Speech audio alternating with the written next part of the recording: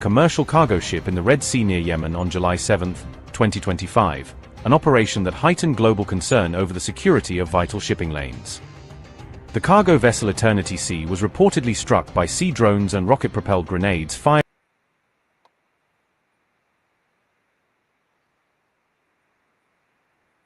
Did you cut the video?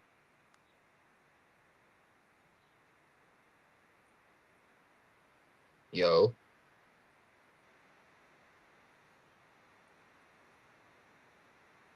Marking the end of a prolonged and violent engagement.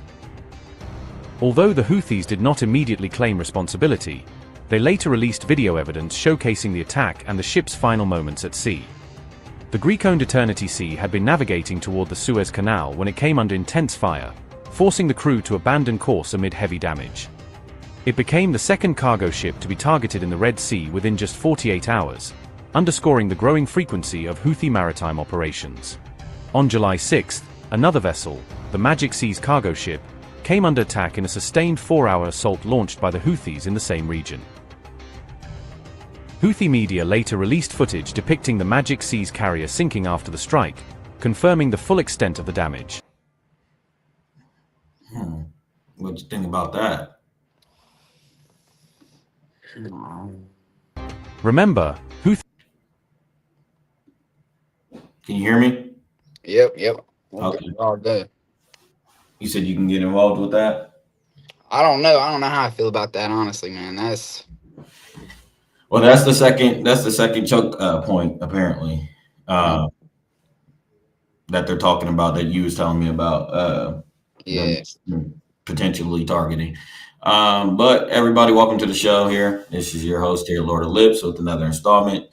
Just we said I came back on stream, I think on Thursday, and me and Lane have been promising to give y'all just a strictly concise video, just based on kind of the happenings when it comes geopolitically with the war and all that stuff. So here we are to deliver. Lane?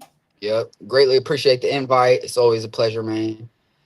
Get to spew and speak from my heart a little bit, man. You know, I have a passion for this this alley right here. So yeah, I definitely appreciate the platform, the opportunity. Yeah. So you told me a little bit ago that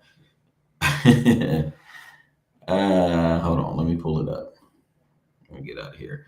That there was a guy in office that was lying to us, and he's trying to pull a fast one over on us right now with this ground invasion. What were you alluding to? Well, there's multiple people there that I could say that has been lying to us as of recent. But this particular guy, I mean, honestly,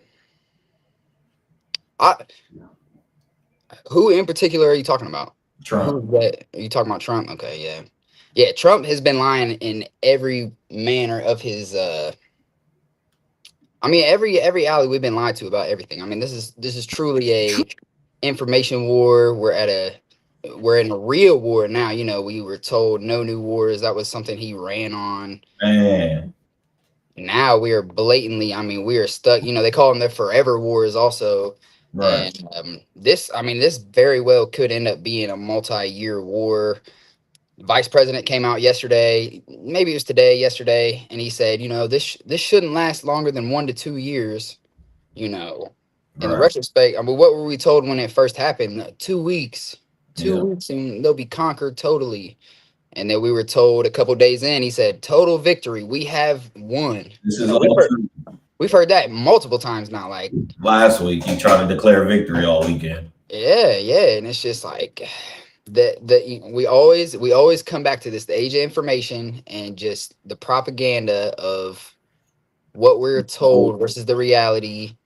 Trying to sell wars. Oh my gosh, and yeah, I mean it's just so blatant. You also know some people that is getting off on, right? Though. Mm-hmm. That is working. The propaganda is working. For sure, it is, and we also always talk about the fact that I have both sides of my family. You know, I have a very right wing and a very left wing. Right. And I'm like somewhere in the middle, getting my head beat in from both sides. So Right. it's always interesting to go back and forth and kind of Right see at the like, middle party. yeah, like what's your state of the union right now? Like, how you feeling? Oh, like it's Yeah, just, you get the broad ends of the spectrum, so that's really unique yeah. in that sense. But yeah, so we get Trump yesterday, right, talking about everybody at 8 p.m. tune in to Mark Levin, who has been, you know, we can go down rabbit holes. The right has their, media members, right, and they got their Brett Bars and Fox News associates and all those people. Yep. Mark Levin, and you got your Ben Shapiro's, people like that. Charlie Kirk was a right wing commentator. Candace Owens, all of it's a big. They like the left don't got nothing like that going on in media really no more. They got the did I get somebody come in? You get the Jasmine Crockett's of the world on the left. You get Stephen A. Smith, I think, right? People like that. I guess he is kind of part of that political movement now. Yeah, I'm not and trying to hear none of that, but keep going. then so anyways, Mark Levin is like the old guard of that, right? Like he's the old conservative. And so Trump is trying to get us to tune into his show that the viewers have been dropping for years, right? But this is a good old buddy pal. He's defended Trump on the Epstein thing and everything. So he says, go over to his platform at 8 p.m. and tune into the speech. And this is what we get. Troops on the ground. He said no troops on the ground. I don't remember that in any campaign speech either. But why would we need troops on the ground? So they're gaslighting us. Well, there's a lot of reasons. And we wouldn't need 300,000 of them. It's this uranium, too. We've got to get the uranium. All right, so have you watched this before this? I saw clips of it. I haven't seen the whole episode or whatever his Okay. is. If it cannot be destroyed, if it cannot be altered, we got to get it. For the reason I just said. You can make dirty bombs, and over time you can still make sophisticated missiles. So you need to get to the uranium. That's why I'm reading in the paper, we're talking about the 82nd Airborne, we're talking about these various special forces and the various military services and so forth. He's not talking about sending regular army and infantry in by the hundreds of thousands. The men he's talking about, the units he's talking about, they are specialized. And you know what else? I remember from my days in the Reagan administration. Many of them are trained for a moment like this, to try and secure enriched uranium. Many have been trained for moments like this. What do you say about that? I fully disagree 100%. So they always associate like Iran and Iraq and like, the numbers of the soldiers are so different. There is no way you send, because what are they saying right now? 5,000 to 7,000? Yeah. If you send 5,000 soldiers into there, my opinion is that is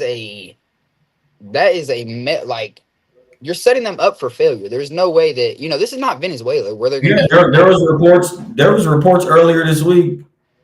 Don't lose your train of thought. Yeah, I'm good. But there was reports earlier this week that Trump told Netanyahu, "Hell no, I'm not sending my men out there to just get slaughtered. They would get slaughtered." That first. Exactly. 5,000, 7,000. That's not nearly enough. You'd almost, I don't, but you'd almost prefer 100,000 and overkill just so we can assure safety. My whole thing is we can't send our troops in there to die. There's no way about it. And this guy, he's talking about going and getting their uranium. We're going to go access the mountains and go through the whole thing and expect to not lose any soldiers, just like Venezuela. Like, that's just not realistic. So what the Trump administration is trying to sell the American people now, and they've been kind of straight up about it in certain ways, even JD Vance's speech, but is that guys, like us being on the far right, we're supposed to be the gun-toting and like fight and die for our country people. So yeah, going to be bloodshed. There's going to be sacrifice. There's going to be loss of life if we are to accomplish our goal. So that's this administration's goal. That's what they're trying to do. Convince the American people to go to war and support ground invasion. which is crazy. Which is crazy again, because you can't even the whole thing, because people say that we need to take the island. What's the island called? Kirod. Something like that. Yeah. And you can't take that island until you clean out the Strait of Hormuz, because I'm sure you've heard about they laid the mines in the water. I got it here too. That island's name is Karg Island. I'm sorry. Yeah. Okay. So everybody just says, like, let's just take Karg Island and then the rest will be easy. You can't access Karg Island until you clean out the strait. You can't clean out the strait until you have limited their ability to shoot our troops in. Like, you can't even send the Navy into the strait yet. So it's like we're just way ahead of ourselves. Like, at this point, we've entrenched ourselves so far that we have to have boots on the ground, essentially. Mm-hmm. It's like, and it's just, this is exactly what the Joe Kents of the world were saying. Do not start the conflict. Do not get this started, because this is not going to be some easy, we're going to wash them away. Like, it's been well documented that they were ready for this war. I mean, Netanyahu says it all the time. I've been waiting 40 years for this war. I've waited my whole life for this war. Yep. When you're approaching people like this, there's no easy way to go about it. So it's like, what was our true goals? If, because correct me if I'm wrong, but the Ayatollah, the previous Ayatollah, he had the agreement since when? 0304. Yeah. We will not create a nuclear weapon. A religious doctrine based off of that. Yeah. And I don't know. I mean, at this point, I feel like we've bitten off way too much. And that says Sean Hannity said, he's another right wing influence commentator I meant to mention. Sean Hannity said the war with Iran will be over in 2 months, i.e. May. But I think all of our point, Zach, is that Lane was saying earlier, it started with it was going to be a couple days, or it was just going to be a 1-day operation. I think you said like 2 weeks or something. It's 2 weeks, and then it's like, okay, maybe this is how they sell the war, and this is how we got in Iraq. This is how we got in Afghanistan for those long times, because we allowed them to sell us on that idea. But they're doing a slow roll into this. They're doing it step by step. Now Mark Levin is sitting here saying, not that we needed to just protect Israel, not that our original goal, which was to get the Ayatollah and the whole regime turned over. Not only has that failed, but now we should go, since we haven't been able to accomplish those two things, why don't we go in and send our troops in to steal the uranium, which is buried underneath a whole bunch of rubble from the original strikes last year in July? Yeah, like, we can't believe one word, because first off, last year, what was that, 9 months ago, it was totally destroyed. Exactly. And that was the big argument then. And he was like, no, I'm sure it's destroyed. It's destroyed. We at least set it back 5 to 6 years, whatever, all that. Fordo and the other site. And I just feel like that's the most far-fetching goal, is to go into the core and take their uranium. How are we transporting it? Where are we taking it to? Our soldiers are going to handle this material. Like, dude, we will have to completely lock down Iran completely to be able to really accomplish that. I mean, I would say, I'm sure we have I can't even be sure that we got all that figured out, because along this, what you are seeing is, real like 4D chess. Like, you're seeing a whole bunch of different things on the chessboard, right? This isn't just like one country goes in there, other country defends.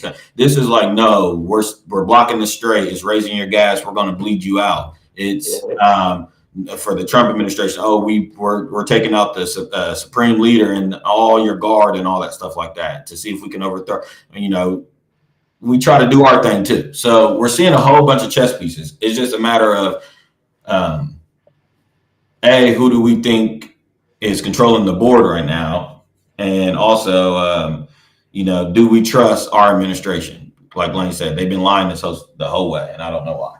The whole way. Well, I do know why. Let me clear that up, because I understand that they can't tell the American people every single truth right now. And For sure. I mean, there's definitely, some things you got to keep under the radar, et cetera, et cetera. But we are paying for it. That's what makes America so different. We literally pay for this war. Like, and to go back a little bit, you said that in 03 we invaded Iraq and, you know, they had to kind of slow ball it there. I disagree. I think a lot of people were down for that just based off of 9/11. We personally, for sure, have, let me just make sure. I'm pretty sure we haven't had anything close to that. Now, October 7th, that wasn't personal for us. That's a good point. So the country is not exactly behind it like we were in 03. I mean, you know, you get all your right-wing radicals. Oh, yeah, lace up. Let's go. Let's fight for, you know, they took us. Let's take them. You know, this is way less personal for us. But it's getting more personal as we feel the gas crunch. And I'll tell you what, if they block that second one, we're gonna get into that. We're gonna get into that. $6 a gallon. I'm calling it right now. It's gonna be more than that. If that second straight gets chokehold, the price of oil will immediately, as reports, go up to $150 a barrel. So sorry, keep going. So that's, you know, we're already at $4 right now, pretty much, and it's around 90 to 100 million. Yeah, it fluctuates. It fluctuates all day. It'll drop in the morning and then it'll go back up. Right. And you know, we're just selfish, really, talking about gas prices and stuff like that. There's countries that are literally running out of stuff. You said Bush wanted info on Iraq the day of 9/11. We were going in Iraq regardless, for sure. And I don't disagree. I don't disagree with that at all. No, that's exactly what happened. You brought up the point, and you was exactly right. There was an event that happened, 9/11. You know, ever heard of it, guys? I know I got some young people may watch my stream, but you know, this thing called 9/11 was the biggest deal for a long time. And you know, so the American people didn't necessarily have to be so much on that war, but there was also, you know, Mr. Netanyahu begging back then, they have a nuclear bomb. There was also Wesley Clark's, you know, 7 countries in 5 years memo that was listed with all of these other 6 nations now have been, you know, attacked by. As of yesterday, 7. All 7 have been invaded. I mean, we officially have boots on the ground as of. That is true. That is exactly true. That's exactly true.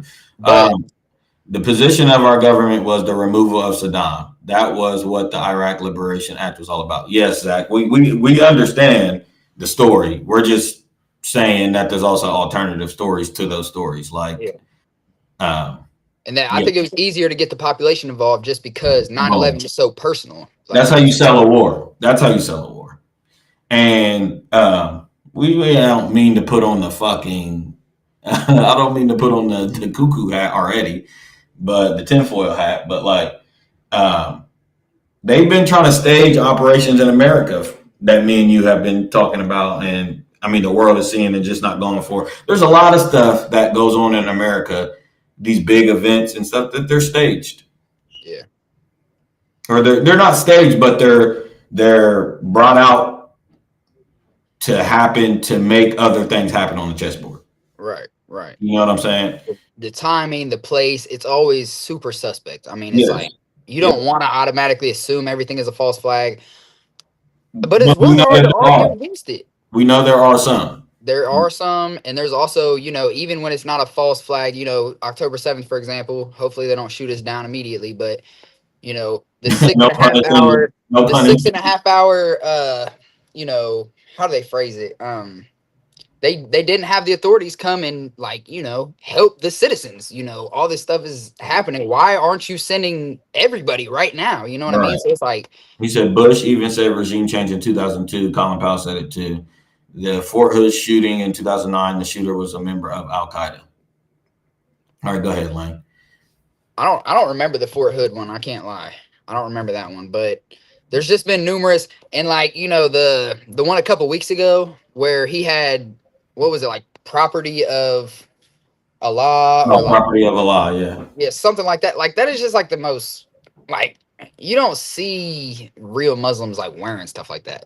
Like, it's just, it just screams false flag to me. Maybe my tin hat is just on too long, but I don't know. I mean, it just like. No, I'm with you. And the fact that you don't hear else about it, like they're not sticking like they're supposed to. Nope. I mean, I don't even want to go down that rabbit hole. We'll end up like Alex Jones and sued, but there's just a lot of those events that happen that either the news, they're real events and the political parties take advantage of them to put them in their favor. Or, we also know that we have central intelligence and other countries have intelligence in their countries and they do these operations to their own citizens, the Gulf of Tonkin. I mean, there's a lot of history that dates back to them doing this. To think that your own government is so, moral, high, and mighty that they won't operate against their own people to get bigger outcomes for themselves is crazy. Yeah. Of course they would. Of course they would. They'll kill their own citizens. They do. They have. They do all the time. They love killing. I mean, it's what they do. Casualty of war, quote unquote. I mean, it's all, we are all just ants. You eliminate 100 ants to feed the 1,000, Right. For sure. You know what I mean? It's just. For sure you would. For sure. And that's how the rulers and landlords think. So yeah, Zach, you're right about all those events. We're telling you that there be reasons. Now, some of these, some people think FDR, I'm sorry, wanted Japan to attack in 41 so we could enter the war. Yeah, those times, what the Monopoly and chess that they were playing, all that stuff was moving like that for sure. And it was so much easier then. I'm not saying that that's what it was, but it's so much easier then because right now the America's problem, the reason why Trump said tune in to Mark Levin and Levin is giving us this message, right? He is there to sell. Look at him. He's pointing at he's there to sell the war. He's there to get the far right people, the older people that are watching his shows, the boomers. But he is there to get them to believe that we must send our sons and daughters over there to obtain 60% uranium and bring it back safely to stop these people from having a bomb because they are trying to sell us on this idea that these people are creating a bomb. Okay. This sounds all too familiar. Yep. Middle Eastern brown man, bad guy, has bomb, threat to American democracy, threat to democracy in the East. We must stop him. We must overthrow him before he gets a bomb. How many times have we heard this story? Countless. I mean, it's countless. Countless times. So years. Mark Levin is there to sell that idea again, guys. That's just what this comes down to. Hold on. I think I might have a comment. Oh, no. But yeah, that's what this thing comes down to. You do have a comment. Do I? Okay, here we go. Let me put it on the stream. Sorry. Oh, that's a bad backdrop. He said, I hate Mark Levin. He thinks every Republican who does not agree with him is a liberal Democrat. Yeah, so that's the extremist of everybody's movement. And that's the other thing. Let me get that off. That's the other thing. We got to realize that just as I said it last stream and people thought I was joking, but I want y'all to take a look at this. And Lane, I want you to jump in. We have a situation right now where we're seeing the three major religions, all the extremists of those religions start to activate and get involved and put up defenses and call on their gods, right? So it's pretty obvious what's going on in the Middle East. We know that between Iran and Israel, right? We know they're arch enemies. So we know that both, and there's actual waging war over there. You think the Palestinians aren't calling out for Allah? They've been calling out for Allah for 3 years now, going on 3 years through Ramadan and everything. They're literally crying out for their God, right? Then you got Israel, same thing. They're under attack. Tel Aviv's under attack. You don't think that they're calling out for their God too? They're not calling out for Jehovah. They ain't calling out for their God. Of course they are. And then you got what's going on in America, right? I have something. Y'all follow me. Hold on. Let me stop sharing real quick so I can pull it up. All right. Here it is. This is what Trump also put today. And this was given to him, sent over to him. Let me see. So Donald Trump shared a letter on Truth Social from Franklin Graham offering advice on getting into heaven. If you guys remember a few months ago, he had that little funny error where he was talking about, I won't get into heaven. He said, dated October 15, 2025, the letter says, if you accept that by faith and invite him to come into your heart, you are heaven bound, I promise you. So here's the letter. Dear President Trump, congratulations. The ceasefire between Israel and Hamas and the hostages being returned home are incredible accomplishments, which they were on his. He did do the exchange of hostages that we forget about, and that was a crazy moment in our history. At that time. For sure. Your leadership is historic. This is an answer to much prayer. Jesus said, blessed are the peacemakers. Matthew 5:9. So, and Mr. President, that is what you are. This week, you have commented to the media that you might not be heaven bound. Maybe you responded in jest, but it is an important issue to know for certain that your soul is secure and will spend eternity in the presence of God. The only one who can save us from hell is Jesus Christ. Should I stop there real quick? Huh? I would. Okay. I'd stop there. Yeah, Jesus Christ, not God, not Allah. And that's been a thing. His whole this campaign, you know, when he almost was assassinated with the earshot, you know, Jesus turned his chin. I mean, like, so there, that's the Christians. I said it. I told y'all a year and a half ago. I'm like, yep. I'm like, I told y'all when I got on the stream a year, 2 years. I said, man, I know there's some evangelical Christians out there. There's some hard right Christian nationalists out there, and they're activated. I've seen it. They are. They're outside. They are outside. Like so, again, to our point that you got all three faiths really at the extreme part of that right now, right? I can't even remember where I was going with that in the fucking first place. Well, we were just talking about how all three religions are really, you know, pressing down, and like, you know, for a while.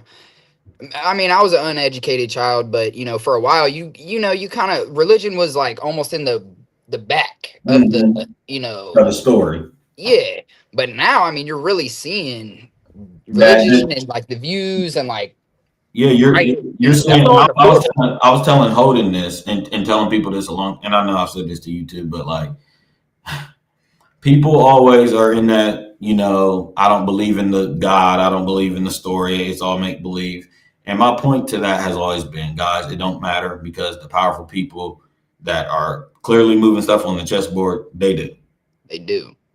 So it's like it don't matter what you believe. And now to Lane's point, we're actually seeing that, because he's right. Coming up, religion was always, nobody was correlating religion with these politics and the wars, and nobody was doing that. You know, I'm not saying nobody, people were, but it was a niche kind of thing. To be able to see in real time that like this Netanyahu bomb story is connected to his viewpoint and his religion, right? The Christian nationalism. Go ahead. He's openly said we're ushering in the Messiah. Like, that is the most blatant, like, sentence you could have. Like, oh shit. And we've seen him build. Me and you have watched on this stream in the last 2 years him build up to that admission. When we started this and was watching those videos talking about it, he had never said it yet. Not blatantly like this. I mean, it's really wild to see, because, you know, I think a lot of that, the reason it used to be kind of more behind the scenes is like, you know, church and state, you kind of keep them separate. Right. And then, you know, you're not supposed to talk about religion. You're not supposed to talk about politics. You know, you kind of keep those. But now it's like, this is like directly in our face. You know what I mean? Like, we're seeing all this transpire. Like our history books are being written every single day, just based on these things unfolding. So it's really, they definitely are. And I'm not, you know, just to put my opinion out there, you know, from what I could see, and this is, there's a war of information right now, because every day what's happened has changed, and there's false information being put out, and they're denying information. Much propaganda going back and forth right now. Yeah. And it's like, you know, to really stay up to date and stuff is hard, but it's also like, I feel like we went bomb for bomb. You know, maybe we bombed the hell out of them. Maybe we have. But our military bases in the Middle East, Israel itself has been smacked around. You know, the dome is now stalling out. Like, it's not as efficient as it was, and it wasn't 100%. And, you know, now we have the strait blocked, and potentially the second strait, which is a little more south, blocked by the Houthis. So it's like, Paul, yes, good point. But pause right there, because to our conversation previously about rulers and how they believe and how they move pieces on the chessboard, a lot of people are out there wondering and begging the question in 2026, because me and Lane have talked about this before. There has been a great awakening on America's allegiance to Israel. That was what 2024 was all about. 2025 was all about. Everybody coming to that knowledge and saying, oh, wow, we never even thought of this. Right. But the question becomes, now you got people wondering why. So let me explain this. The fact that you guys see our defense of Israel and our undying, unwavering commitment to Israel, it's in that agreement. It's in Christian Judeo agreement. Casual people don't understand what America was founded on, the belief system, how this spread, you know what I'm saying? And what we're supposed to represent as a democracy. Also, just the fact that we fund that dome that Lane was talking about, it tells you that we feel like us, America, we feel like we have our prized possession, our pearl in the Middle East, in the region that it's supposed to be in, and we must protect her at all costs, because these are the chosen people of God. That's how we really believe. That's why. So when people are asking, well, why is AIPAC so big? Why? It's like, you guys got to understand everybody's ideology. Y'all don't even understand. Y'all don't even know the story of what we're existing in right now. Y'all don't even know. And the reason for that is a lot of people don't truly have an ideology. They're just not that aware of, you know, the whole personal view of how things go throughout the world. Right. It's really messy, man. This is a really messy. I mean, this is the trickiest war. This is the war they warned us about. I tell it to everybody all the time. Yeah. This is not the war that we're supposed to be in, guys. That's me and Lane been joking, you know. There's been talk out there in Washington. They've been throwing the word holy war out a lot. And I don't think people know what that means. So I read an article where they were talking about, if America turned their back on Israel, we would all burn in hell. And it's just like, to put that out to the American people, like, that is a crazy, like, and that's some of these people's beliefs. So I just want to know where in the holy book, you know, because I'm somewhat fancy to it, where does it say that you have to, you know, fight for this country elsewhere? You know, it's always supposed to be about, you know, America first, right? That's so much of what we're. Well, that's what he ran on for sure. Yeah. So it's just like, man, like, I have brothers that are draft eligible. I have cousins. I have friends. I got, you know. Okay, but if this is, let me put it this way. Let me help Israel and them out, in America out. Let me play devil's advocate. If this is a holy war and they believe that they're protecting the people of God, would you fight in that war on behalf of Israel? If I was convinced, if I was, probably. I probably would. I got a little warrior spirit in me. I think I could fight for a cause. We've talked about this, but I'm not convinced as of today. You know, now you going crazy. Now you going crazy. You ain't convinced of what? I'm not convinced that these are, you know, those, you know what I'm saying? Like, I didn't even say it today, man. This is just independent. You just want a simple DNA expert. You want a simple DNA. I do. Prove it to me, and I'll shut the hell up.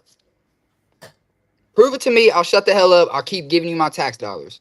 And he also has a question that I'll ask for him. Okay. We thought the passage says that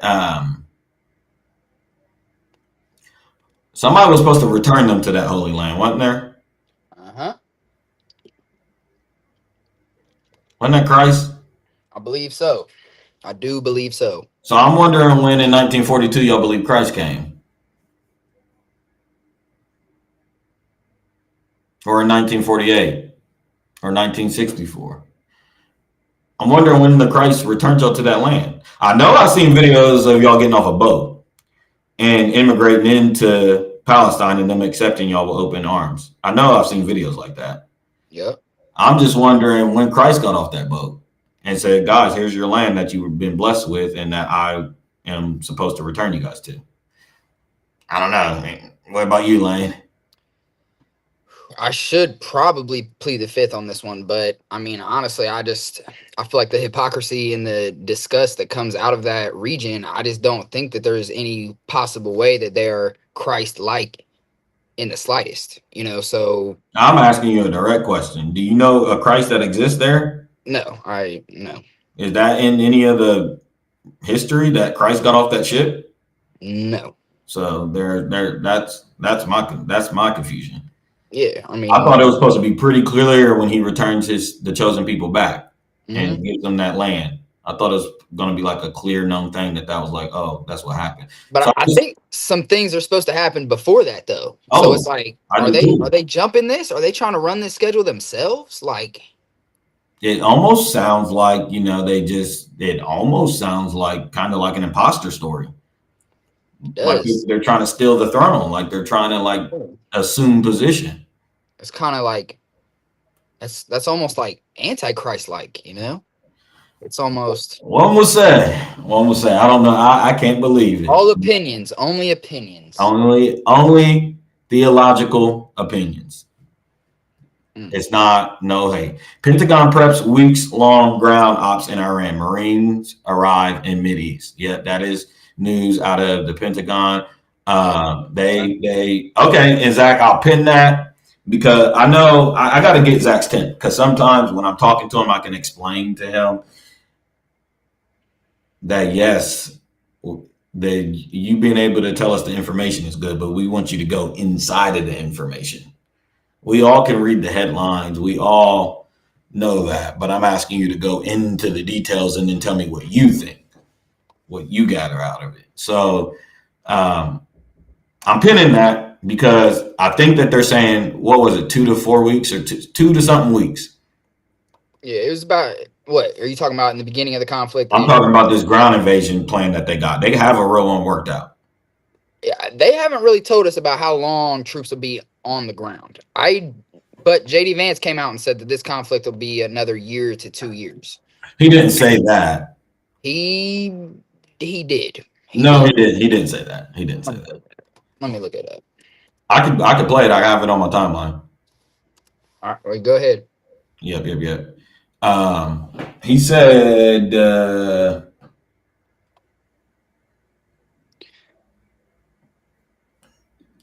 we're not interested in it being 1 to 2 years down the road. Yep. And then the next line is, notice how quickly the timeline went from 4 to 6 weeks to 1 to 2 years. And I agree with that part. I agree. For a very, very long time, and that's the purpose. You're right. Gas prices have certainly gone up because of what's going on in the Middle East, but they're going to come down, right? This is a very, very temporary reaction to what is going to ultimately be a short-term conflict. I think the president's been very clear about this, that we're not interested in being in Iran a year down the road, 2 years down the road. We're taking care of business. We're going to be out of there soon, and gas prices are going to come back down. We need to new. All right, so that I want to hold JD Vance to that too. So what I'll do is also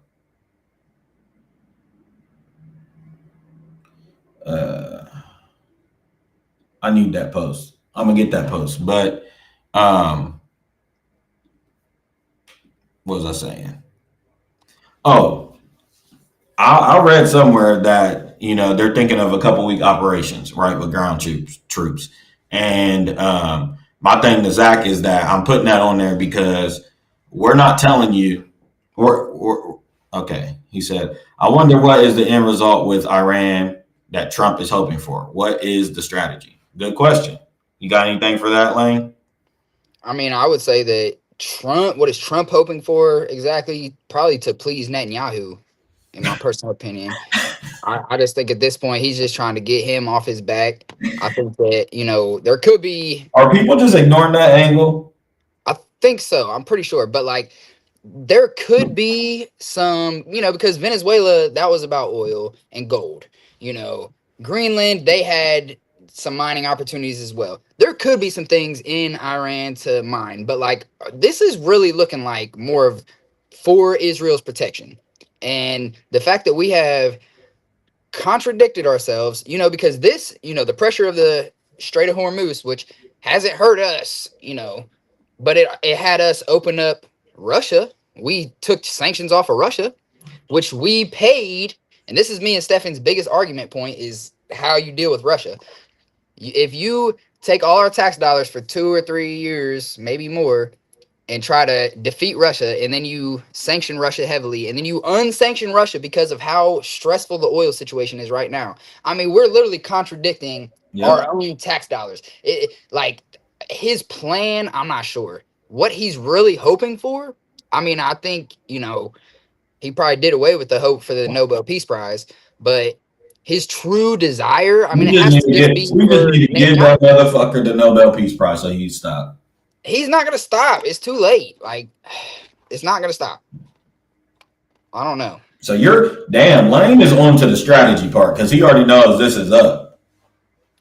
I think it's too far. I think we're too deep. You know what I mean? Like, into the trap. Yeah, I think we're into the trap. I think they were more prepared than we are. We have the best military in the world, but we had to travel across the world to get there. And we're in foreign territory. They're covered in mountains. They have all their shit underground. And, we can't even be real with our own citizens. So it's like, dude, like like this administration is a mess. It definitely is. Okay, and to your point about the Russian situation, go ahead, finish. I mean, I just think it's crazy that we would, and I think we did re-sanction them, but like they were making like $1 billion a day. Once we unsanctioned them, they were making $1 billion plus a day for those 2 weeks or whatever. And it's just like we almost crippled their economy. That was the whole goal of Ukraine, is to cripple the economy so they could quit pressing down. And we just, basically stepped on, and they turned into a war economy right now. Yeah. And now, they got a little bit of light there. And it's crazy. And we haven't even talked about, there's more than just gas prices, like, because the helium prices have also skyrocketed. And, that's like, there's technology, medical stuff. I'm pretty sure like MRIs or something like that, like, has to use helium directly. And I don't know how much America produces helium, but don't let Iran get real cute, because then they're gonna block that second string. Y'all want to know what that's gonna do? That's gonna fuck up the desalination, and America's gonna be faced with a choice on really taking me through that, getting involved and coming on shore, or agreeing to Iran's demands, which we'll talk about, or what we're seeing in Cuba, guys. Let me put it this way: these embargoes and blockades on Cuba, and we're watching our administration literally starve a whole nother people. Okay, that is what's going to happen to the UAE, the Gulf states. Okay, that's where this desalination comes from. That's where their water source comes from, and they are surely getting ready to get that shut off. And then America will have to make some real tough decisions then. So it's not just oil, like, to your point, it's other resources and stuff too that are going to be cut off in this, and those things affect the global market. And there's this idea that the American people just don't understand how this works. So we are just so privileged. I was thinking today, I'm like, man, people really, until oil is blocked and wartime is had, and we got the 1974 or 77 gas ration, until that stuff happens, Americans really believe in spook. They really think that it rains all these resources and that we just take it for so much granted. No, there's people in mines working, slaving, child labor, like slave labor. There's people working hard for these luxuries that we benefit and just take for granted, right? And we don't understand that all these different moving parts control the global market. So if they shut off this water supply, I mean, you talk about the plagues in the Bible and droughts and locusts and all this different shit, in the Bible, that shit can happen. Yeah. Let global markets really start getting affected. You see it. You'll see. And they are. Global markets are affected. America, we're still all right now, but like there's places. Again, we're the fat cow right now. Yeah, and we usually are, and that's where our privilege comes from. Yep. But it's like, you know, there is a time and a place for everybody, and I'm raising a daughter in this country. That is a terrifying thought, but that is reality. That is it, you know. And it's like, how long can we starve people, with thirst people out? The UAE will collapse without that, you know. If they block the second one, it's up. I mean, and those are some of our biggest allies. Oh yeah. So how long will we really be able to keep doing this and being that fat cow before we start really tasting it? And I feel like we gotta get, or we would have, and we're gonna have to get all the way involved, like really send our, like really get involved in this war. Yeah, it will be 100,000 troops. If the Houthis and them block, and Yemen and them block that second straight, and that happens to the UAE and stuff, then what? We in a major escalation, a major war, just like that. It is a years-long war. We are not fucking around no more. Like, because we would have to be so spread out to even try to deal with both of them. And like I said, they have the mines in the strait. I'm gonna give Jehovah another chance to drown people in the Red Sea. It's like, could y'all just sleepwalking into this prophecy? Yeah. And we just think we can keep bombing shit, and every bomb we drop, they drop one on one of our allies. Yeah. On key infrastructure. So it's like this is not just like an empty like bomb away and we'll be fine. No, this ain't a direct, like we said earlier, these are chess pieces. Yeah, and this is why they have been winning the war so far in everybody's mind. You know, now America, I think she has the ultimate trick up her sleeve. And then she also has some operations coming. They about to get involved. This ground invasion, guys. I know they're trying to sell us on it, and I don't want them to sell us on it, but I'm letting you guys know I don't count out our troops and our intelligence in certain operations. So far, I mean, he did do Midnight Hammer. Now we do see a year later that he just gassed it up, but him doing that operation and us seeing it in real time, to your point earlier, that was historic, right? Yeah. Then you got the situation. I can't remember what the not Epic Fury, but the Maduro operation's called. I can't remember. It's something funny too. It was something like it was something crazy. Instant gratification or something. Yeah, it was something crazy. And but them pulling that off, and when you hear the explanation on the different techniques we had and the damn sound that took the defense down of Maduro's team and just different things. Tight. It's like, oh, okay. So just but you can't always bully somebody. Like sometimes you have to finesse people, and you can't just bully Iran. Like, sure you can, but like even, you know, you said we always have that one thing up our sleeve. If we drop a nuke, I hope we don't, but if we drop a nuke, like what is that really doing? You know what I'm saying? Like, you can, we've seen it. How many people have they killed so far? You can cut the head off the snake and the snake is regrowing. Yep. Yep, for sure. And you're just fucking a bunch of people up. I don't think it's actually going to be the end all be all like we assume it is. Japan was way more. There's only one end all be all. Now that, go ahead. I mean, that was basically my point, but it's just like, I just feel like we're so desensitized and we just assume that, you know, our military was powerful. Until another country, man, we here now. We just freelancing now. Shit, let's do it. Until another country unveils real alien technology, that's the equivalent in 2026 of what the atomic bomb was in 1942. Mm. You know what I'm saying? 1945. That was an advancement in technology. That was an advancement of knowledge. That was that, and that is why they had to drop that bomb and show the rest of the world, stop. And everybody stop. We got an atomic bomb. We'll fuck this whole shit up. And then the nations changed since then, right? That until 2026 would have to be some sort of alien technology. Yeah. And that sound thing, that sound technology and stuff, that was cool. You know, like that's an interesting development. We got to do our due diligence on it. That's a new wave of warfare. Mm-hmm. But I mean, I'm not sure if they've used it in Iran, but it's like Venezuela barely has an army. You know what I'm saying? Like this is Right. not even close. And I think that situation really got Trump cocky. Oh, our military is so strong. We're just gonna go up in there and they'll listen to our demands and shit. We're on our back foot listening to their demands because it's like, Yeah. truthfully, I don't think Trump would ever submit and bend his knee to, you know, Anybody. yeah. So like for us to meet them Except where they want us Netanyahu. to in these, yeah. Except I don't Netanyahu. know if he's bending his knee to him, but he's bending something. Anyway. Man, real talk.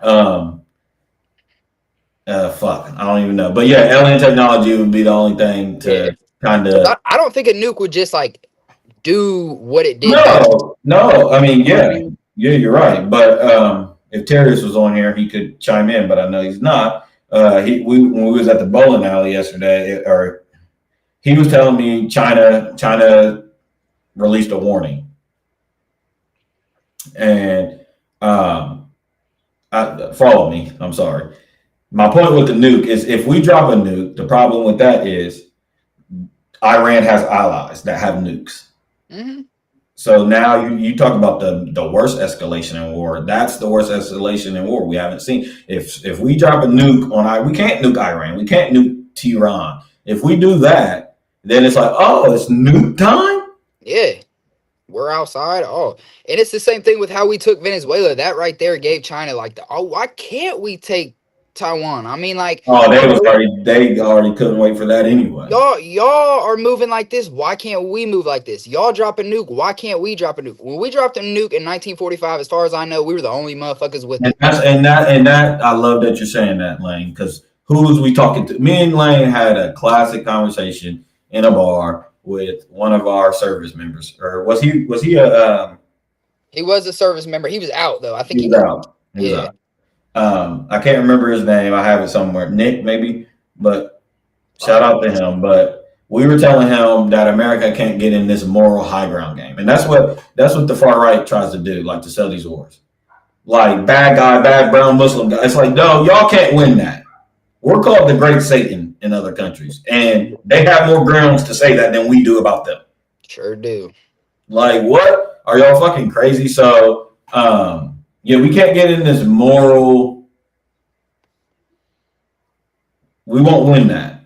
No, because I mean, I remember being like, and maybe I don't know why I thought this, but I remember being like 6 years old and be like, man, like America's gonna have to deal with like karma one day. Like we're really gonna have to like taste what we dish out. You know what I mean? And like I went to Catholic Central. You know what I mean? Like it wasn't even like people were feeding into my ear like, oh, we're wrong, we're wrong. Like, it was just objective thought. Like, damn, like our generation truly is like the thinkers that are like, damn, like we are kind of fucked up. Like, damn, we they really call us communists. We gotta get off there. They gonna call us communists.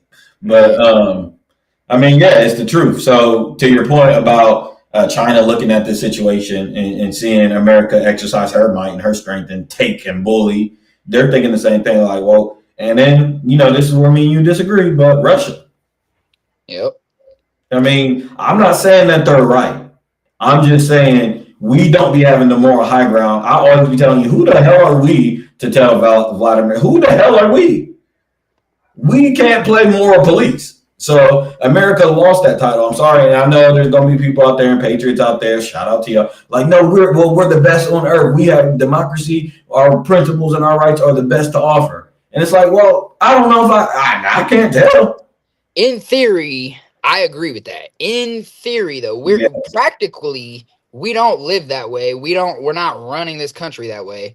And yeah, we don't believe it's a true democracy. Yeah, but this is where we're different. I just don't think we could give, we're a bully for sure, but Russia's also a bully. I'm not sure you give a bully a little bit and then just assume he's only going to take that little bit. That's where if we're really going to back Ukraine, which I've put a couple $1,000s into Ukraine myself, I'm sure, I would want to continue. Yeah, I don't want to just put money into something and then it's gone one day. You know what I mean? So I don't know. We're not at a point where we can be the moral high ground, but you're saying And that's another thing in this. That this is another angle that some people are talking about when it comes to the artificial intelligence connection to all this, right? Is that like there's just like during that time there's a space war, you know, a war to get to space and stuff like that. Yeah. There is that with artificial intelligence right now too. You know what I'm saying? For sure. So there, to your point, it's like, yeah, we're the bully, but we got to stop other bad bullies. Are you about to start onto a new point? Nah, go ahead. I want to say something, but it's going to take me a minute to say it. Go ahead. Okay, so you know my guy Tucker Carlson. He's been on a hell of a press run. Okay, and he had the Professor Niang. I want to say Professor Niang on, and he was really just breaking down. He's like, you know, because LA is supposed to be this tech city in 2027 and all this stuff. But if we lose Taiwan, if our gas prices are crazy, if we, you know, because anyway, so basically, if we're not at the forefront of the technological advancement, yeah, if we're not really like you know, the spear of that, then, you know, our country could diminish, you know, very well could. And this war is directly involved with that.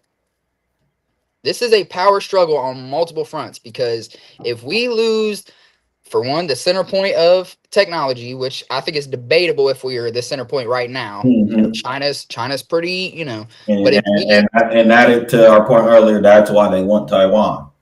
Yeah. Oh yeah, for sure. And that's why we can't go for that, because if they take Taiwan, like, we're gonna have to do all that stuff here. And there's arguments out there. A good friend of mine, he always argues that, well, we could just make those chips here. And it's like, okay, maybe, but like, that's setting us back at least what, 10, 15 years? For sure. You know, to get the labor. Do we have that luxury right now? I don't think so. Like we're here. If we were preparing for that 10 years ago, maybe, but we weren't, because we've always been America. We get all of our resources through outsourcing from other nations and getting their best. We don't really develop the best our own. Yep. We develop rulers and beasts.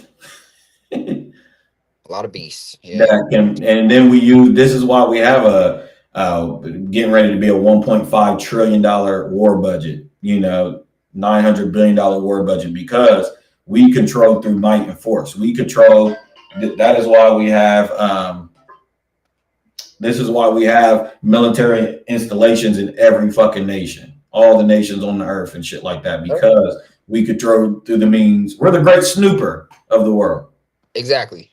Like, we're not, like, we're prepared to throw you a little funds so you can give us that co-creation label. You know what I mean? Like, and that was cute for a long time, but this conflict, you know, could be when that turns, when that really starts swaying, because whether it's because we're so tied up in the Middle East that we can't defend Taiwan, whether it's because our economy will be so crippled we can't defend Taiwan, you know, whatever. Right. This is not looking good. Like, I just love to rationally understand why so many people think that this is going well. I mean, who are you running into that thinks that? My far right family, they think that, you know, we're just gonna blow them off the face of the map, and it's like, okay, so we're gonna kill hella citizens. I mean, what is there, 93 million people in? We're just gonna kill all of them, you know, and then or have them displaced. There's like 3 million of them already displaced. You can't displace anybody anymore, man, because everybody, Europe's full, you know, Africa is like full or not developed. And by the way, for all the people out there with this immigration crisis and stuff like that, if you idiots don't see the way that America, through trying to spread democracy, has meddled into other people's rise to maintain her power, destabilize their nation, and then they have to come fleeing to America because they don't have resources or anything, and America is the land of hope. Okay, if you guys don't understand that and see why it is so hypocritical of us to like really America's suffering from that because she has to either put up or shut up. On one hand, she's supposed to be the place that people run to, for refuge and shit like that. But on the other hand, is she has so many enemies, she can't just let anybody in. So there has to be some sort of customs. So that's her pick, her poison. But yeah, you were saying, or we were talking about the displaced Iranians and even Jews. Yeah, I mean, Europe is maxed out. We, they ran on the whole thing. No more. Yeah. So, where are these displaced Iranians going? Like, you're just gonna destroy them all, and we're gonna say that this is this is a biblical war. Like, God wants them all to die. Like, I cannot believe that. I cannot get behind that. Like, there's no, I don't know, man. And anybody know where the Palestinians are going, or like anybody care? Anybody heard from them? Man, they got their shit hijacked. Like, and then, not only, so it's like the consensus is up that we're here for Israel, right? I mean, that's okay. Why is Israel in Lebanon pushing for ground? I don't know, man. This conflict is just getting messier and messier. Talk about it. Why don't we have IDF soldiers in the strait already? Why? Maybe we're tripping. Maybe Christ did get off that ship with them. Maybe. And they're hiding it, and we're just missing it, and that's why they're being able to accomplish all their operatives and all their end goals. Because, like, how the fuck are they doing all this without nobody reporting, nobody talking about what they're clearly doing? Yeah, I mean, there must be like a blackmail operation or something. It's almost like they've been controlling not politicians, but kings and queens and world leaders and presidents. Now, how would they be doing that?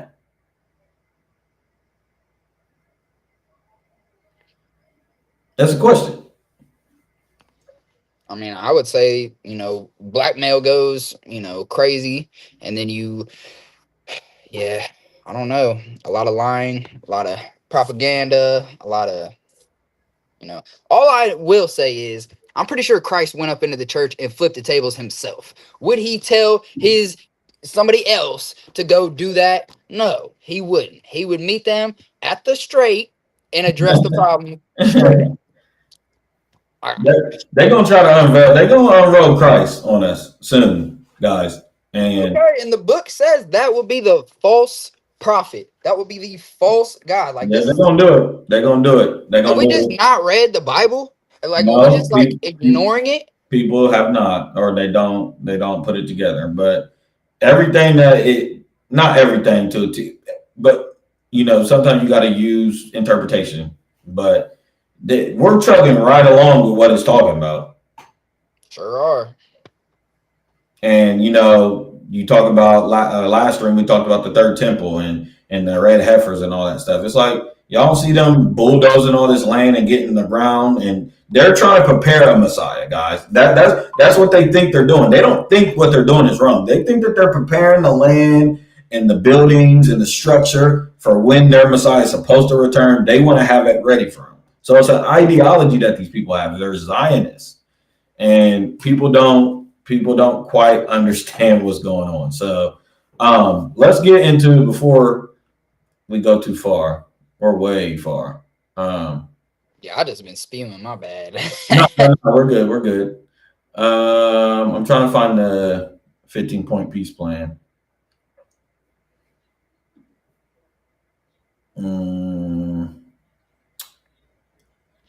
Did you see that Iran came out and gave them the ultimatum about the universities? Yeah, the 5-point peace plan, the return. No, this is about the university specifically, because we bombed their university too. They want reparation for that, don't they? Yeah, they want reparations for that, and they said that they're going to attack the Middle Eastern universities that America's affiliated with within, I want to say it's probably tonight. Or their night, whenever that is over there, you know what I mean? Yeah. They gave them like 24 hours or something like that, and it's like, shit. And I mean, that's just for law. That the thing with what they're doing is they're, unfortunately for us, They're winning the moral battle. Another thing that they're doing that I know you've seen is they've been calling it. They did it today, I think, or yesterday. They're labeling our They're trying to separate us from our government. That's one. They're doing it they are funny because I haven't heard. Well, we've heard Vladimir Putin talk about satanic. We've heard Vladimir Putin say some crazy shit about the West, but they are making it a point to call them the Epstein class. Oh yeah. So we separate from our government. Yeah. They're making it a point to say, okay, y'all strike our college facility, we'll strike y'all's. Y'all strike us, we'll strike. Bomb for bomb. Bomb for bomb. I'm saying they are maintaining like Netanyahu said last week that they committed a war crime. These savages, they shot at I can't remember what he said, and everybody was like, "Dog, y'all killed 150 schoolgirls the first day." Yeah. What are you talking about? Yeah, it's hard to sympathize with that. It's like you can't play moral police. You know what I'm saying? In Islamic law, they got grounds of retaliation, and to me, from what I'm seeing, they're retaliating in a theocracy way more than Israel is. Yeah, they're doing like y'all do this to us, we'll do that. Yeah, and it's almost like because they were kind of like in the first couple of days they were busting off, but they kept it pretty military. They were somewhat moral. We can reach the city. Yeah, and then as things escalated, they escalated, and it's just so messy. We're in so deep. I mean, we bit off so much. Man. And they got the Saudi Arabia. They got an oil pipeline that's like maxed out right now, trying to counteract what the Strait has done. But like that can get hit. You know what I mean? So it's like, should we keep bombing? They've proven they can reach their oil tankers and all that. Yeah, and it's like they're just looking at it. They're like, our fingers on the button. Are we gonna hit? What they call it? What's the electrical infrastructure? Basically, they're like, if you take our island, our Karg Island, we are going to bomb everywhere in the Middle East. Electrical grid. Right. Also, you know what I'm saying? So it's like this bomb for bomb thing. We're not fucking winning. We're not winning the bomb for bomb. We're not winning the morality. And this whole like Epstein, because everybody knew that this was kind of a distraction from Epstein, but them calling them the Epstein cabinet. So we tie it together and we make sure we don't forget. That's what I'm saying. Hold on. Whoa. That's what I'm saying. They're doing a good job at they're winning in a lot of strategic manners right now. A lot. I'm trying to keep talking for me while I find the 15-point piece plan. But yeah, so it's just like we can't just like I really just think we're losing on multiple fronts, and I don't understand why I don't know. I think Trump is too prideful to bend his knee, but at the same time, it's almost like we might have to, like real shit. And me and Stefan, we always disagree on, I have never been like I'm not saying I'm anti-US, but I haven't been super always on the US's side because I can look at things objectively. But I also understand that I'm raising a daughter in America. I want America to succeed just based on her future. I want my daughter to be successful. I want her to have the freedoms to do whatever the hell she wants. You know what I'm saying? So it's like, with that in mind, we really do need to be careful. And the way that Iran has slowly, they said, we're going to use our old missiles first. Tore up Tel Aviv. Okay.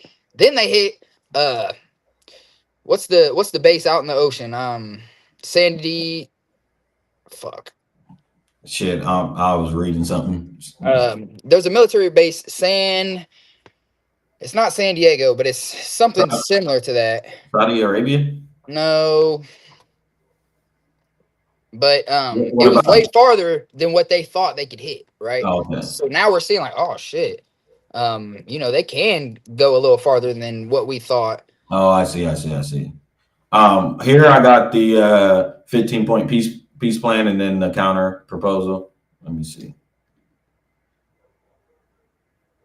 All right.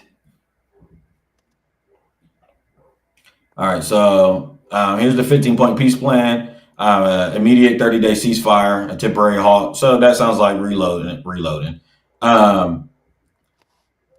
Nuclear disarmament, so permanent commitment from Iran to never develop nuclear weapons.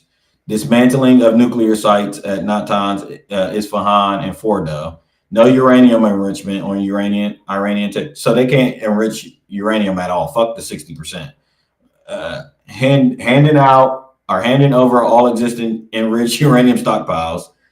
So basically, this plan is I don't know if it's a poison pill. I mean, if it's supposed to come out and they're supposed to reject it so we can sell the war some more that they denied a peace plan. This is ridiculous. This is a joke of a peace plan, don't you think? Yeah, no, these peace plans that have been coming out are insane. I mean, like, and the whole argument is really that you can't fully take their uranium because nuclear energy is the future. Like, you can't tarnish a country's complete future just because you think they might want to create a bomb. Right. Like, there is an argument of why they should have some access to nuclear plants and such. Like, what else? Man, I'm so extreme on that. I just don't know who the hell we are. So I wanted the 5-point counteroffer.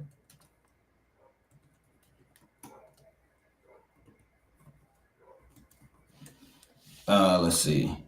So the 5-point counterproposal from Iran, because they're like, we're winning right now, is to halt aggression and assassinations. So these are reasonable. So they just want y'all to halt y'all's aggression and assassination, a complete and permanent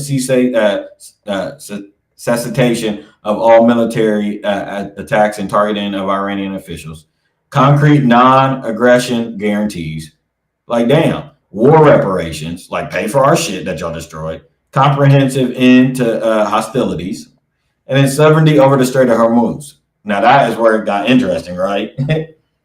Yeah. But they want, because they're like, hey, we're proving that we can protect this motherfucker, and it's really our regions, it's really ours, and we want the sovereignty of it. So theirs is pretty straightforward and to the point. Ours is kind of crazy, but they would never agree to this, right? Nah, hell no. They would never agree to this. But what you have, let me see if I can pull this up here. Man, where does Zach go? You need to have Zach on one time. Like a little 3B? Yeah. He couldn't keep up. He wouldn't be able to keep up. He ain't this deep. No, he's going to know everything that's going on, though, in politics. He's going to know everything that's going on there at that end. All right, when we get a politic day, we need to have Zach on. Yeah. That'd be a classic. Tell me a little bit about Russia and Ukraine before we get off here. I mean, that one's another battle of information because you never really know what's true, what's false. You just think it was the first domino in a nice chess, or the first pawn on the board or whatever. Yeah. I mean, so we got suckered in there. A lot of my information makes it seem like Ukraine is I'm not gonna say more aggressive, but really making stuff happen, and that they're pressing down on the economy. And because the day that Trump took those sanctions off, they had their busiest day. Ukraine sent more drones and missiles that day than any time in the war. Mm-hmm. So they are still. I mean, they're the forefront. I mean, they're literally front lines. Their country is the front lines. They have to defend themselves fully. But it's like information says this side's winning, this side's winning. Like, you never truly know. Mm-hmm. And it's really hard. It's really hard to say because they always talk about how they hit these big oil plants in Russia, and this is really going to affect them, and this is really going to affect. And like Russia just keeps bouncing back. I know they're worried. But I'm asking you. I'm thinking bigger picture. What's up? I'm thinking if this is the axis of evil, Russia, Iran, and China, mm-hmm. how many of those big three are in a war right now? Ooh. Who's the other party that's not in a war? China. Are we on course for war with China? Yes. Exactly. So this was the end game for that axis of evil from the start. This is what y'all said. This ain't me saying it. This is what the whole conspiracy was. Yeah. That they would drag us in these two wars. And, then we got to deal with China. So again, my point with the Russia-Ukraine thing has always been, dog, it's a stalemate. It's a placeholder for a bigger war. We should not be involved in this because I thought that was the beginning of the beginning of the trap that was set. Now this ball has gone the whole time. The war was supposed to start in Europe and spread. This is what the messenger said. It's supposed to start in Europe and then spread. Then it'll be in the Middle East. And we're just like literally slow balling into it.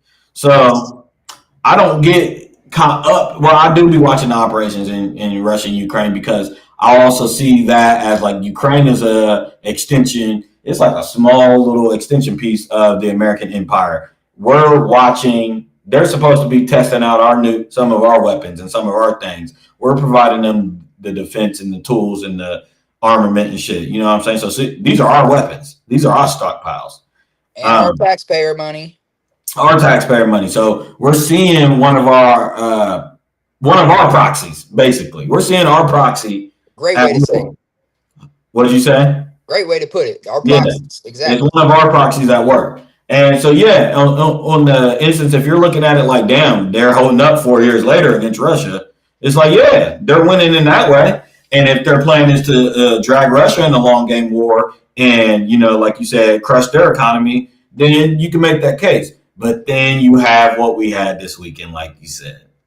Then you have the release of the sanctions on the Russian oil. Now, I know you said it was only for a little bit of time, but this end thing with the straits and the two choke points is going to force the West to buy with Russian oil or do anything of that sort. I can't hear you. Oh, sis came up in here. I had to mute it for a minute. Oh, okay. Well, hey, girl. Hi. What are you doing? You having fun? Yeah. She's supposed to be watching a movie. You're supposed to be watching a movie. You just made your first podcast. And her first. Ooh, I need a soundboard, bro. I really need a soundboard. What? You say hi to the people? You say hey, everybody watching. Put this tell me what my name is. Sneffin. Sneff. Sneffin? Hey, baby. I'm Sneffin. We having a blast. Stefana. Yeah. Where are you playing with? She got a fake toothbrush. I don't know what she's getting into. She was being nosy, huh? That's what you was doing? Feeling nosy? Tell her daddy talking about some I was just bored. wrong folk business. Are you just bored in there? I don't know if you want to hear this. Is your movie over? Yeah. You can't pick another one? Well, it picks one by itself. But you don't like it? Well, I do. Just I'm bored. You're bored. You're tired of watching the movie. Well, I'm almost done here. Go watch a movie for a little bit longer, and then I'm almost done. We'll go do something. Yay! Let's get some ice cream. Come on now, Sneff. What the hell? Come on, pull up the Hershey's. I would have saw her neck break when you said ice cream.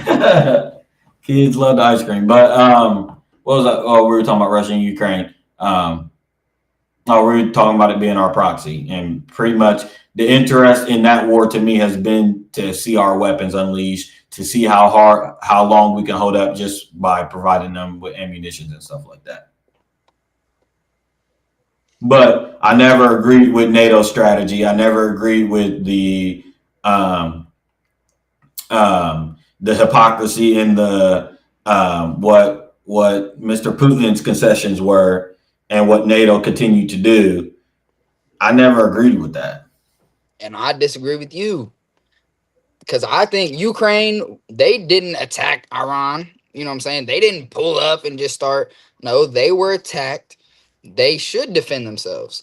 I won't say I agree fully with NATO, but I do think that, I don't think that Ukraine should just want to give back that land. Ukraine's going to be cut in half if okay, to your point, if that is your base, if that's what you're saying, then I agree with that. Of course, they should protect their land. Every sovereign people should protect their land. For sure. My point was that it's a part of a bigger scheme, and to your point, this is equivalent. What Putin did is equivalent of what Iran is doing by bombing the UAE.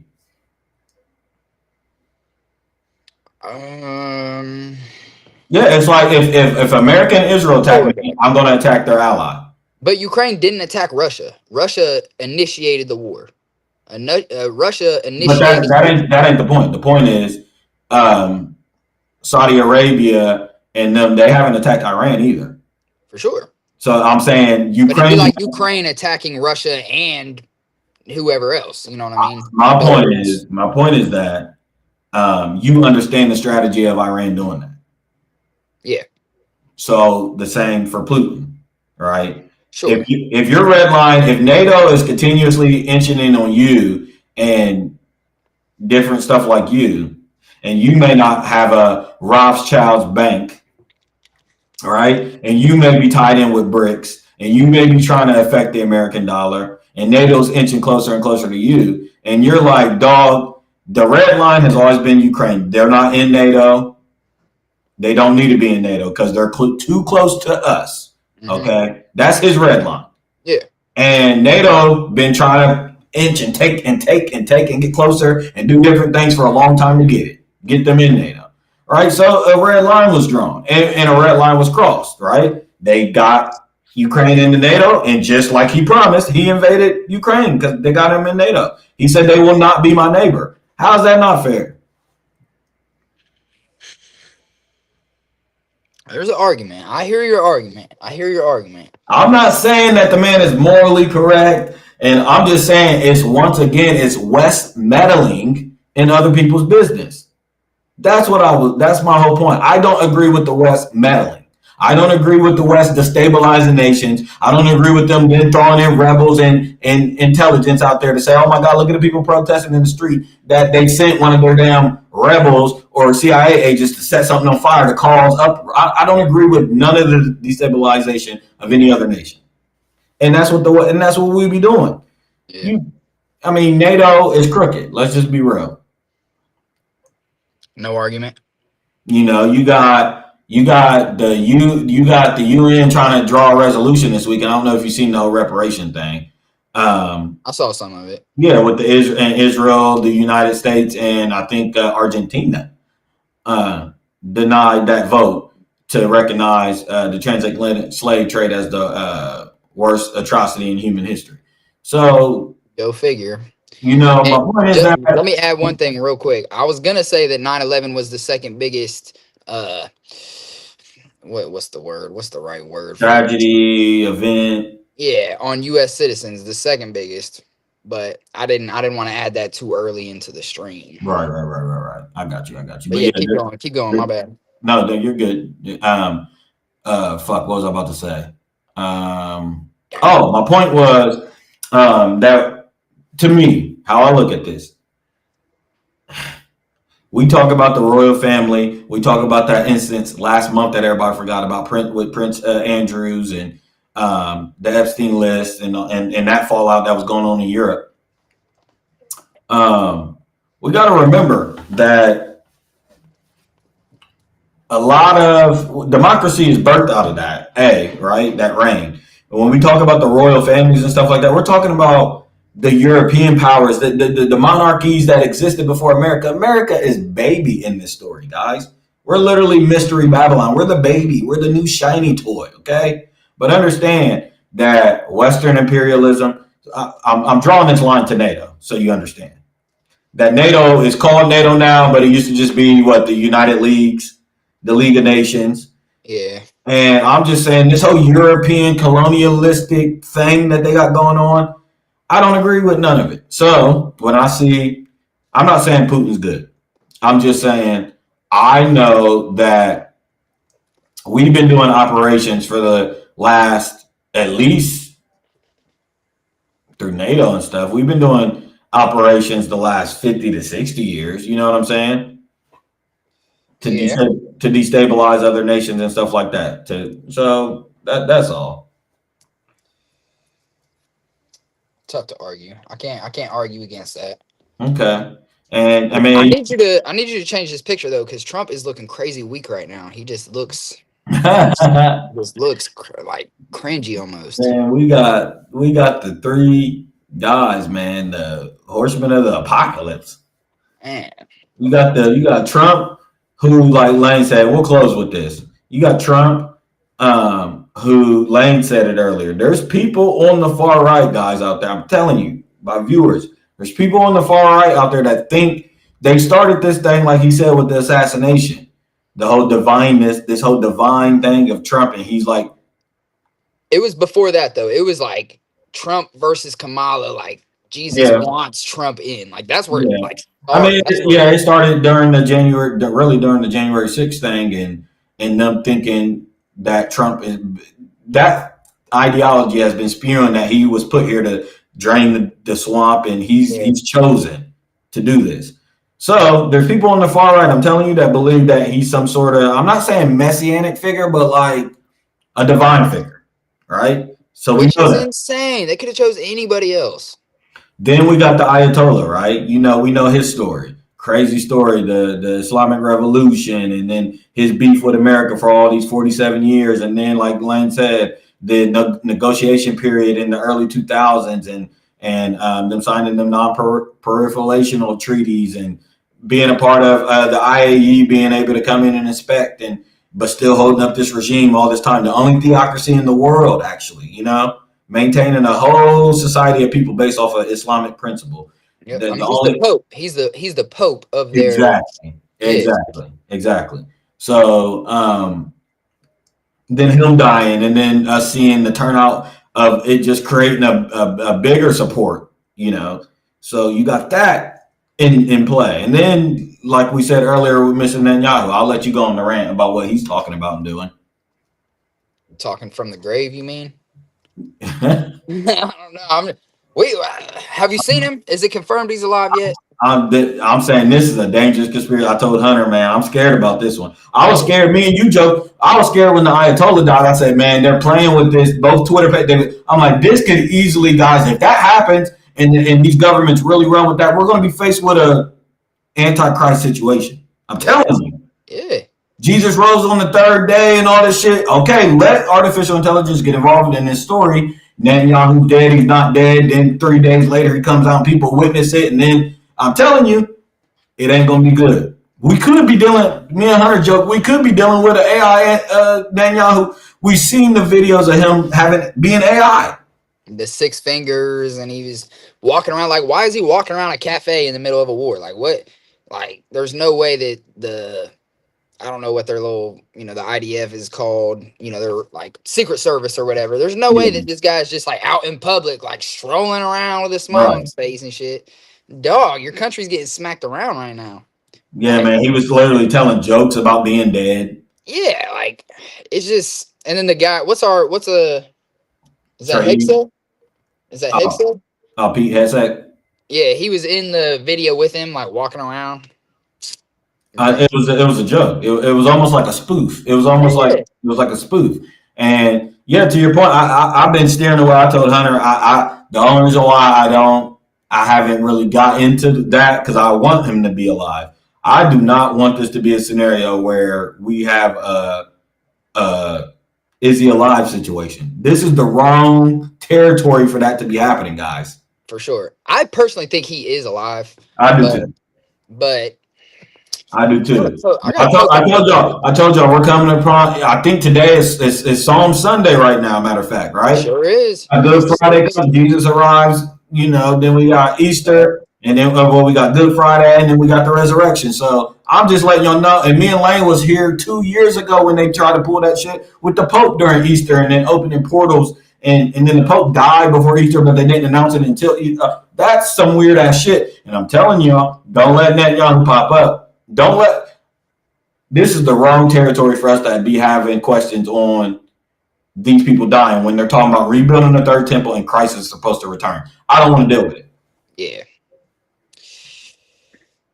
And like I can't remember if I commented it or I wanted to on your last stream, but it's like, how do you prove you're alive these days?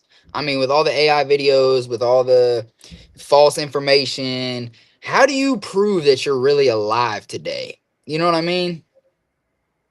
Yeah, that we could go into a crazy descent. If that conspiracy really grows legs and it gets big, it could drive the American people. It could drive the whole world crazy because it's like, well, none of us we won't know.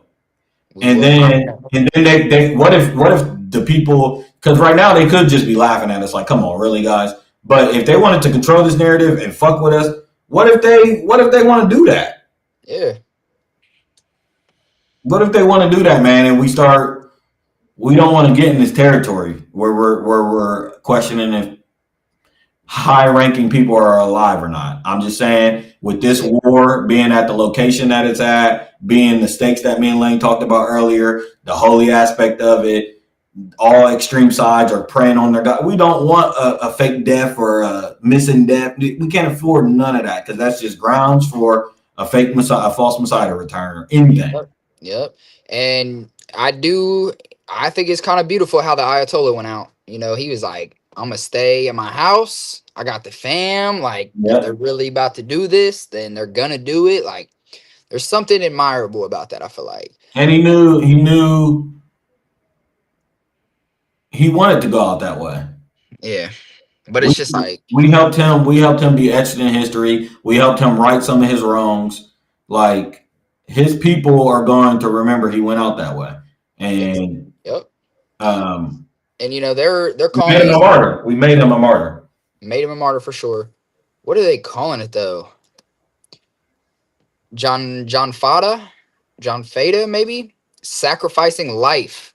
And they're pushing it to recruit volunteers to fight U.S. forces amid the reports Washington may be considering a ground operation, according to the text message sent to mobile users in Iran. So they're literally sending it to, like, you know, we get the random scams in our text message. They sent this to all the citizens in Iran. Right, like, if y'all want to smoke with these motherfuckers, if y'all been itching back at these motherfuckers, because we've been waiting for 47 years. That is nasty work. Go ahead and join our army so we can get back in. So we're seeing the extremist views, man, and you know, to Trump's point and to his credit, it is his job to get us. They have to sell war. They have to get us in that mindset because the other people are. You know what I'm saying? Put my man back on the screen.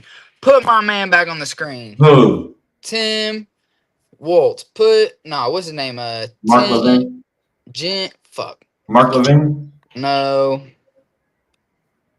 He was the FBI guy that quit.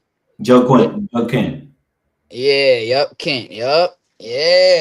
Dude, this guy right here, like, people are trying to say he's a traitor. They're trying to say he's a informant for somebody else. Qatar. This guy. I don't know, man. Him and Tucker, man, they might be some agents. They might be working on Qatar's half or Russia's half, man. Shout out to them if they are, though. Hey, shout out Tuck. I don't care. Shout Tuck out. is flipping, man. Go watch the BB Files. Matter of fact, Lane. What? We gotta do that. All right. We gotta watch the BB Files. Pull up. Yeah, we gotta watch the BB Files. Shout out to Tuck for doing that on his network. That's a crazy move. Tuck, watch your back, man. Mossad is gonna be has already been all after you. They really gonna be on your ass. Everybody out there, if you're watching, Tucker did not drown himself. He was not suicidal. He was not suicidal. He said he's gonna die in the river beside his house. That's what he said. They're gonna kill me in the river beside my house fishing. If he dies anytime soon, guys, in any way, or any family members dies near him, it was not he who did it. Murder was the case. Joe Kent should have made that too because they're trying to Roger Rabbit him and flip it on him too. He did what he did, and now all of a sudden, tax evasion agent. He was releasing confidential information. They're trying to make him an anti-war hero. They're trying to make him slander him and make him into a bad guy. All he did was say, "Dog, I promised my team we were not doing the forever war. We were not We were not doing the ground troops, dog. I was with you. I was with you every step of the way until you decided to do this, and it's not happening. We need more Joe Kent, as a matter of fact. We do need more, and that's why I'm saying he could be like. We didn't listen to him. What has he lied about so far? Huh? What has he lied about so far? Like, nothing he said has been false yet. Nope. Obviously, it's still early, but yet, I mean, we're just like we did in the 1940s and the 1960s. Anytime someone is speaking that anti-war rhetoric on the streets, it's our job to get them out of here. That's really, if you want to know why Ali and Malcolm X and some of those movements, and then in the 40s, when you had the start of that anti-movement and stuff like that, the government was arresting people, getting them up off the streets for speaking anti-war. If you were speaking that shit, your ass was grass. So that's what we're seeing in 2026, but they got to fight it in different means because of social media. And that's why you're also seeing Larry Ellison. You're seeing the purchase of TikTok. You're seeing the purchase of CBS, Barry Weiss, and you're seeing all them control that because me and Lane have we was telling you guys before it was happening in Europe that they was going to do it, that the censorship was coming and they was going to beat our ass. They ain't beating our ass yet, like smacking us in the mouth, but they doing it in Europe. Yeah, Europe is like fully. Yes, for sure. And then as we see people like Tucker be hushed, as we see people like Charlie Kirk be shot in the head. Charlie Kirk was shot in the fucking. I'm telling y'all that it was all that. Like, okay, I got something to put up. Is this something to close out to or no? I just want that to be shown so people can see just how significant that would be if that transpires. Like that right there. This picture, this graphic will show you exactly. Let me pull up the graphic. Let me pull up the graphic. Then we gotta get off here. Yeah, I gotta feed this baby. Ain't you going to Columbus or some shit? Yeah, I got. The Houthis deputy information minister says that closing the critical Bab al-Mandab Strait is on the table. So we talked about this. We opened with this. We watched a video on how that will work. So here is the Strait of Hormuz, right? This is the exit way. This is the exit way, and then there's 3,500 boats right there. Yep, just sitting. Yep. So people starving, people thirsty. Here's Karg Island, and then there's another island that they would try to get to, but there's another place in Karg that they're trying to land. So our operative is to somehow get into Karg Island and be able to get a better access point into this area, right? Yeah, because they're protected by obviously the sea, and then you got the mountains and range behind them. But you cannot take a boat through the strait. Hell no. Because of all the mines, and then you can't clean the mines yet because they're getting bombed out. So it's like it is such a crazy predicament to be in. I cannot believe that the first day of war we didn't establish we were going to protect the strait. What a fumble. We're going to be able to. We didn't even try. They already knew that was Iran. I watched videos of Iran telling America exactly what they would do. Like that was a part of their deterrence. They would always tell us that if y'all attack us, we're just going to shut the Strait of Hormuz. Like that they don't want to deal with this shit. Yeah. Then, so to Lane's point, the second point here, Bab al-Mandab closure threat. If Yemen and the Houthis, because they've gotten active this weekend, right, and shown their allegiance. Now, we knew that they was tied in with Iran, and it was always smart for Iran to maintain this relationship with the Houthis in Yemen for this reason. Yeah. But they came out and openly stated, like, we are officially inserting ourselves into the war. Yeah, they shot up ships this weekend and shit, right? Yeah. Yep. So if they control this, they're just waiting on the call from Tehran. They said they're just waiting on the official call to say, "Shut that shit down. Shut it down. No, nobody's leaving in or out of this motherfucker." How about that? And okay, if that happens, we're facing big trouble. Big trouble, guys.